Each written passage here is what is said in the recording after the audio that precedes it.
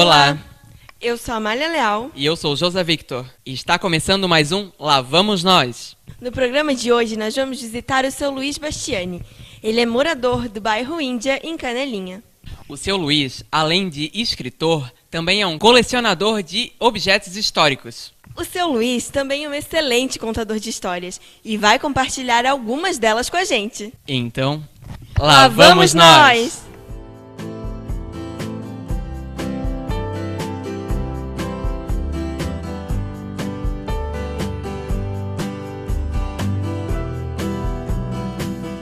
Meu nome é Luiz Bastiani, eu nasci aqui nesse bairro daí, de Canelinha.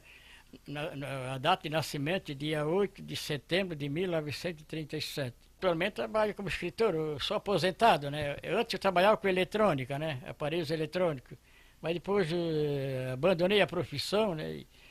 E hoje meu passatempo é estar escrevendo história, causa, conto, poesia, para jornais, né, e livro, né, como já lancei um livro. E esse amor pela escrita, pelas histórias, contos, veio com as histórias que contavam para o senhor? Como que foi?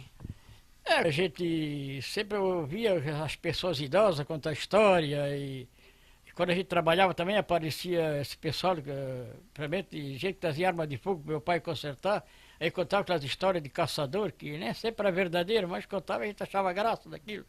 E a gente memorizou essas coisas. E depois, agora, a gente inventou de escrever um convite da Secretaria de Educação de Canelinha, da época, né?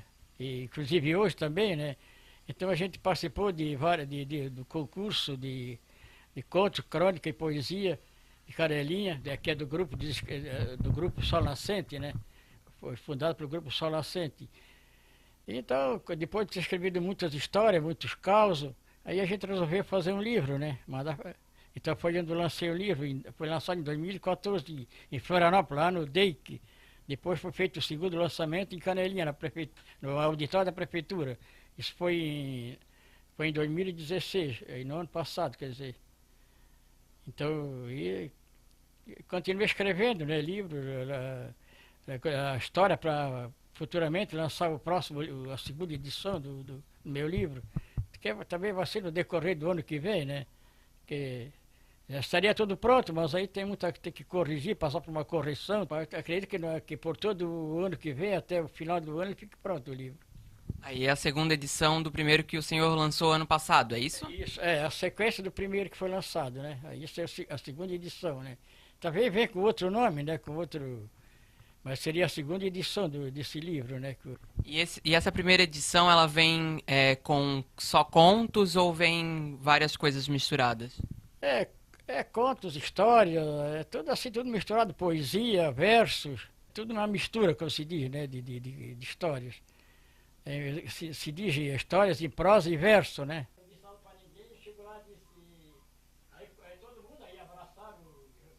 Isso aqui, esse rádio aqui, foi o primeiro rádio que meu pai comprou. Foi no ano de 1953. Foi na época que colocaram energia elétrica aqui na Índia, né, no bairro aqui. Então, o dia que foi comprado no dia 24 de agosto de 1953. O dia que ele completou um ano, no dia 24 de agosto de 1954, era 8 horas da manhã, nós estávamos ouvindo um programa sertanejo. Aí, de repente, foi interrompido o programa para dar uma notícia de edição extraordinária, né? Então dizia: atenção, muita atenção, Palácio do Catete, Rio de Janeiro, capital da República. O presidente da República, Getúlio Vargas, acaba de se suicidar com um tiro no peito. Notícia terrível. Aí passou 6 anos, no dia 24 de agosto de 1961, era fanático pelo Flamengo, né? Então era um jogo entre o Flamengo e o outro clube. Aí, de repente, interrompe o jogo e dá a notícia que o presidente da República, Jânio Quadros, acaba de assinar a renúncia. Então, essa era a história do rádio, né? E esse que está aqui foi o primeiro rádio que eu montei, que eu trabalhava com eletrônica, né? Foi em 1958. Quando eu acabei de ligar, de montar ele, fui ligar, sintonizou uma rádio e estava cantando aquela música da Inesita Barroso, Lampião de Gás. Foi essa história.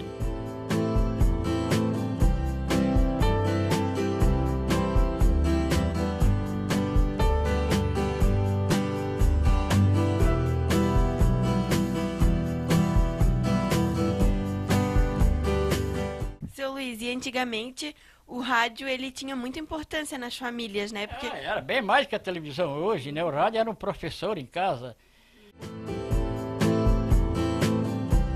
aqui o senhor tem também máquina de escrever, tem outros objetos antigos, né? Máquina de Uma costura. rádio que eu colecionava, que guardei para lembrança, como se diz, rádio antigo, máquina de costura, ferro de passar roupa. Isso aqui era um fogareiro. O mais interessante isso aqui é recente, mas chama-se Pedra do Limite, eu trouxe da Itália em 2015, quando eu estive lá. E o que é isso? O senhor pode explicar pra gente? Essa pedra diz que ela tem eles fazem remédio com isso aqui, eu não sei explicar bem como é que é. Isso é aquelas cachoeiras, enquanto essas pedras. Então cada um trouxe para casa. Se fizer colocar na água, se derreter ela, no caso, teria que socar, fazer um pó, né? Diz que é um excelente remédio. Não sei para que. Não me lembro o que falaram que serve esse remédio aqui.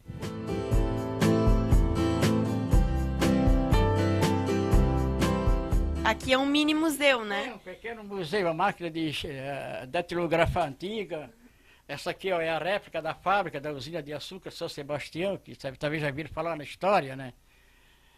Aqui lá era o meu avô, José Bastiano, um dos fundadores da usina, juntamente com o doutor Antero de Assis Filho, né? E aonde que ficava essa usina aqui em Logo Canelinha? aqui é uns 100 metros, mais ou menos. Aqui na Índia mesmo, então. Aqui na Índia mesmo, ali assim, a 100 metros daí. E aquele de lá é o Guilherme Marconi, o inventor do rádio. Não foi bem ele que inventou o rádio, mas ele registrou a patente primeiro, né? Diz que inventou o rádio foi um brasileiro, Landel de Moura. Ele era um padre jesuíta morava em Porto Alegre. Seu Luiz, e esse rótulo aqui era da cachaça Da usina, feita nessa usina aqui. Dessa aqui é. É dessa usina aí. Então, E esse era o rótulo. esse era o rótulo, mas ela fazia açúcar, isso era cachaça, né? Ela fazia açúcar e álcool, né? E cachaça também, né? E quem que fez essa maquete? Foi o senhor mesmo que fez? Eu mesmo que fiz. O senhor que fez? Então, Foi, mais ou menos eu não tinha nenhuma foto, mas tem na lembrança que ela era feita assim. tudo isso Consegui então feito fazer. pela memória. Tudo pela minha memória. Sim. Tem uma foto ali, mas ela só mostra uma parte para baixo, essa parte aqui de cima ela não tem isso aqui. Então eu tinha na lembrança que era feita assim. Ela foi demolida lá pelos anos 60. Ela foi vendida lá para os Ates, lá a madeira lá fizeram outro galpão, né? Isso aqui é dinheiro antigo, moedas antigas, até as mais recentes, né? Até um real aí. Desde os anos de 1920. É o cruzeiro ainda, né? O tempo do cruzeiro. Não, primeiro começou o resto, depois veio o cruzeiro.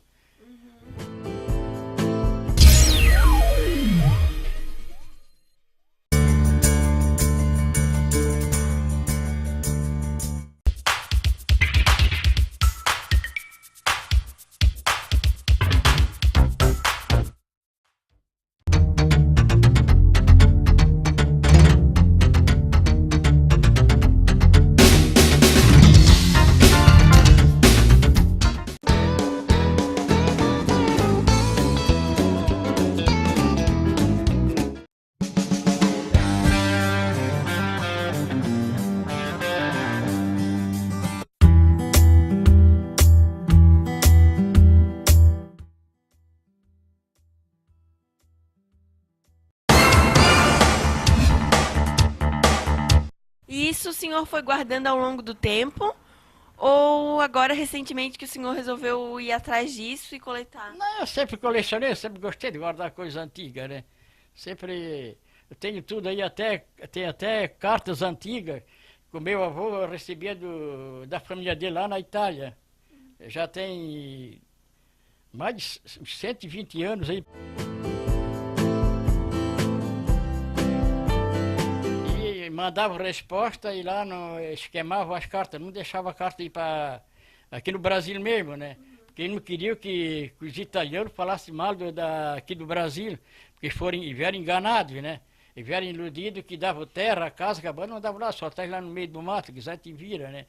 Aí mandava carta dizendo que não viesse ninguém para cá, porque não era nada daquilo que eles prometeram, né? Então eles não deixavam essa notícia chegar lá, né? Rasgavam as cartas, aqui no Brasil, nos Correios. Se vê que era uma carta do parente do imigrante, já não deixava, já recolhia a carta e queimava, né? E o senhor é de família italiana? É.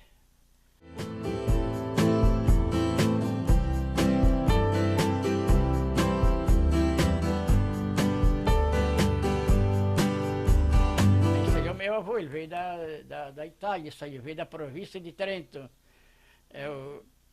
Ele veio com 12 anos de idade.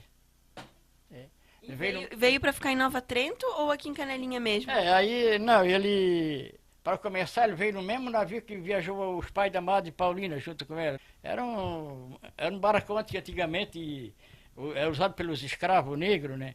Aí deixaram para eles, imagina que não tinha pouca diferença dos escravos, dos imigrantes.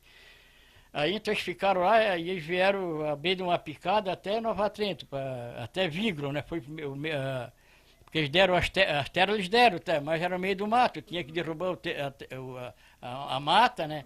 Para depois cultivar a terra, e nisso aí levou muito tempo, né? Depois de casado, lá pelo ano de 1890, por aí, vieram morar aqui na Índia para construir essa usina, né? Até a história é mais complicada, né? Essa telha de 1897, ela cobria essa fábrica aí, compreende? Quando era cobertura dessa fábrica, era feito com essa telha. E o senhor pegou da própria usina? E quando aí ficaram jogadas lá, aí eu recolhi alguma, né? Então essas telhas eram feitas, diz que elas eram feitas assim, ó, em cima diz que era assim, ó, em cima da perna. Diz que era feita assim. Então a gente guarda, né? Que eu acho que são as únicas de Canelinha no...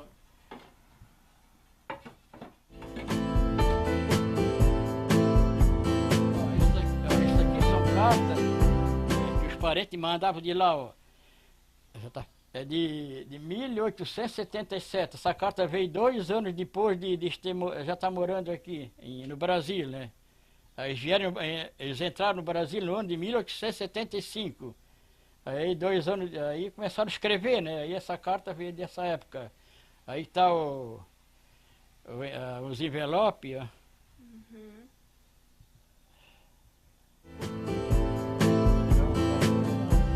E essas cartas estão escritas em italiano, seu? Estão escritas em italiano, né? Ó, essa é de 1879. Já foram traduzidas em português, essas cartas, tem a tradução delas, né? Eu pretendo escrever um livro sobre a imigração, né? E era uma letra desenhada, né? Uma Eu letra... acho que devia ser algum padre que escrevia para eles, né? Aqui o nome do lugar é Meso Lombardo, 24 de setembro de 1879. É uma letra bonita, né? Diferente. Com o que era feita essa letra? Era escrita, eu acredito que era escrita era assim, com a pena. Isso aqui era o meu tempo de escola, a gente molhava a caneta aqui, em cima e escrevia. Era assim, era uma pena. Depois veio a caneta tinteiro, era Parker. Depois agora nem veio mais essas coisas, agora veio a caneta comum, né? Que é uma ponta de metal? De metal, ela era aberta aqui, ó. Então a tinta fica presa aqui, ela vai soltando conforme vai escrevendo. Isso aqui, geralmente eles usavam naquela época, quando era colocar no corredor assim das casas, né? Tava o dedo aí, se benzinho. Isso aqui não foi filmado, né?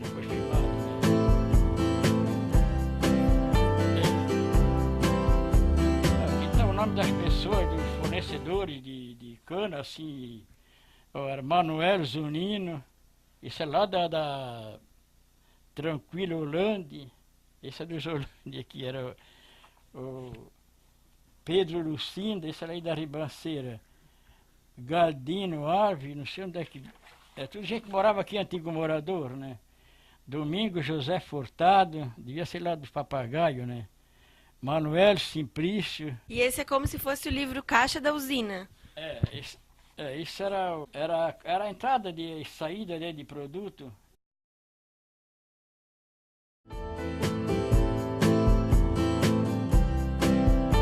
E era o carta que mandava pro meu avô, o doutor Antero, mandava, tá aqui a assinatura dele, o Antero de Assis Filho. Florianópolis, 18 de abril de 1914. Ele era doutor, ele era juiz de direito, foi o primeiro juiz de direito da comarca de Tijuca, esse doutor Antero. Muito legal.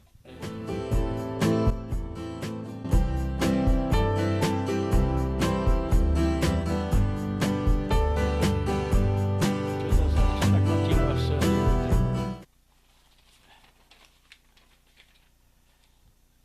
Isso aqui foi escrita por Benjamin Galotti. Era o velho Galotti, né? Ele era aquele que construiu aquele casarão lá em Tijuca, né? Que agora foi restaurado.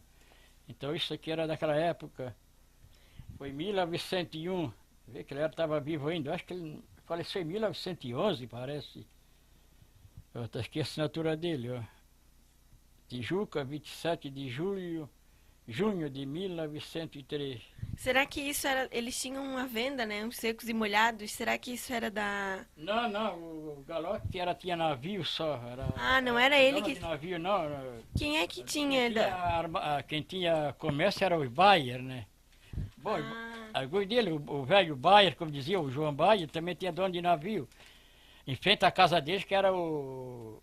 Ainda cheguei a conhecer um barracão aí, que era o armazém do Cássio, como se diz, né? Todos os depósitos que vinha eram depositados aí nesse... Eu disse que tinha 14 navios, parece o Galotti, viajar para o Brasil inteiro, até pelas Américas, né? E essa é a família Bayer, que era meio que inimiga da família Galotti? Aí os dois... diz que no começo eles eram amigos, mas houve uma traição aí por causa por causa da política. Então, aí, nessa briga dos dois surgiu um romance. O filho do João Bayer casou com a filha do Benjamin Galotti. Quase um Romeu e Julieta. É mesmo, tipo de Romeu e Julieta. Era o padre Augusto, o padre Augusto Zucco, ele não queria fazer o casamento que ia dar guerra, né? Aí Tijuca, as duas famílias não queriam que esse casamento surgisse de jeito nenhum. Então disse que os dois saíram de fininho, foram para São João Batista, lá o padre Genuário fez o casamento, depois foram a Brusque, daí foram para o Rio de Janeiro. Pronto, aí ninguém falou mais no assunto. Difícil de acontecer, e aconteceu, né? O amor sempre fala mais alto, né?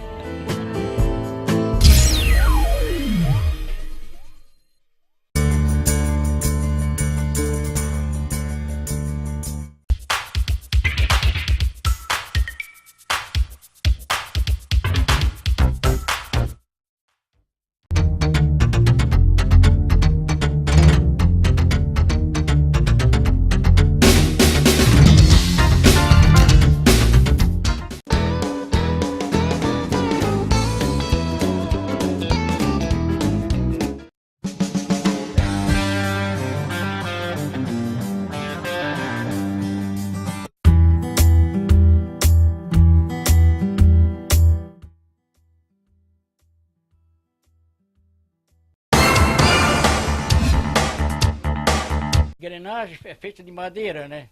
Até foi meu avô que fez. Aquele lá era o volante da caldeira para abrir a pressão do vapor, né? E isso aqui era para mexer na caldeira assim, devido ao fogo, né? A lenha, né? Para endireitar a lenha. Então isso aqui era um ferro de brasa, como né? Se diz, era um negócio para usar no fogão antigo, mexer com a brasa, né? Aquele lá que tem aquela manivela lá, era para furar o barril, assim, para tornear o barril, para botar o batoque, né? Isso aqui é um fuzil que participou da Revolução de 1930, a Revolução de Getúlio Vargas. Foi encontrado ali no morro, depois da ponte, aquele morro ali. Aí os soldados cavaram uma trincheira. Então o pai contava, eu não era nascido, né? Foi em 1930, nasci 10 anos depois. Esse fuzil, aí ele foi encontrado, aí diz que eles se assustaram, pensaram que fossem os inimigos que iam invadir eles, diz que correram, aí perderam esse fuzil, mais bala, né? Foi achado muitos anos depois, já tinha a coronha, já tinha se estragado, aí eu restaurei ele todo, né? Fiz como uma lembrança. Esse fuzil aí, diz que eles desceram, passaram tudo por aqui, ficaram tudo aqui, eles estavam mortos de fome. Aí tinha um engenho de cana do Pedro Vortolini, diz que devoraram o açúcar todo. Aí eu conto que o seu Laudelino Padeiro, você talvez conhece, pai, o avô da Verinha, ela tinha uma padaria aí no Porto do Moura. Aí ele deu todo o estoque de pão para eles comer, né? O Lucas Santana matou um boi, deu lá para eles só estavam morrendo de fome, coitado. Ficaram assim, aqui perdidos, né? E essa história quem conta é o pai do senhor, que contava, contava essa história. Até nessa época, a minha irmã, essa que mora aí, hoje até com 86 anos, parece, ela nasceu 2 dias antes, né? Aí a mãe não podia se levantar da cama. Aí então, para poder, aí passaram aí avisando que todo mundo se retirasse, porque ia ter um fogo cruzado, né? O de lá ia tirar de cá e de cá para lá, né? Então todo mundo correu, atravessaram o rio, foram para a galera, outros foram para Uruçanga. Então o pai ficou em casa com a mãe, mais a criança, né? Então eles pegaram, foram lá no barranco do rio, cavaram uma trincheira, botaram um pano em cima, aí se a bala passar, passa por cima, não passa. Então ficaram o dia todo até de noite. Então quando se entregaram, aí eles levantaram a bandeira branca, os daqui, né, declarando que declararam paz, né, que não queriam o confronto. Então o pai trouxe a mãe para casa, né. E isso foi em que revolução? 1930, a Revolução de 1930. É porque Getúlio Vargas, segundo conta a história, foi ele que mais truncaram a eleição. Quem ganhou foi o Washington Luiz, o adversário dele. Aí ele achou que houve fraude. Naquele tempo o voto não é igual a hoje, que existe até a urna eletrônica. Então, mas aí diz que fizeram muita trapaça aí ele achou que ele era o vitorioso e, no entanto, perdeu. Então foi onde ele veio com as forças do Rio Grande do Sul, né? Invadiu Santa Catarina, foram até São Paulo. Aí lá, diz que foi Itereré, parece, lá deu confronto geral, né? Então lá os inimigos do Getúlio Vargas, os soldados que eram contra ele, se entregaram, né? Então Getúlio Vargas assumiu, ficou 15 anos no poder. E a gente nem imagina, hoje em dia a gente nem imagina que isso passou aqui por Canelinha, né? Muita gente aqui participou da Revolução. Um vizinho aqui, de uma feia aí, o falecido Antônio Vale, hoje é tudo falecido, eles também participaram da Revolução de 30. Eles estavam no exército, né? Foram convocados para... Eles foram até o Paraná, até a divisa com São Paulo. Depois lá eles voltaram, porque aí se entregaram de lá, né? O senhor era pequeno daí? Eu era criança, eu tinha uns 6 anos por aí, mas me lembro, né, das pessoas que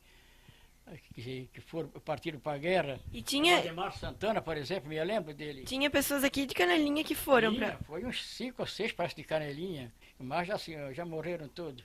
Porque também já foi... Eles tinham 25 anos, em 1945, que hoje estaria com quase 100 anos, né? Então eu sei que naquela época... Aqui ainda não existia energia elétrica, então era tudo com luz de querosena, né? Então, e o petróleo daquele tempo era todo importado dos Estados Unidos, vinha já gasolina já refinada, querosena, tudo, não tinha refinaria de petróleo no Brasil na época. Então, devido à guerra, não estava mais trazendo petróleo, gasolina para o Brasil. Combustível, no caso. Devido à falta de transporte, faltava mercadoria no comércio. Às vezes tinha que ir aqui em Tijuca para comprar 1 quilo de sal, às vezes. Nossa. Faltava, não tinha.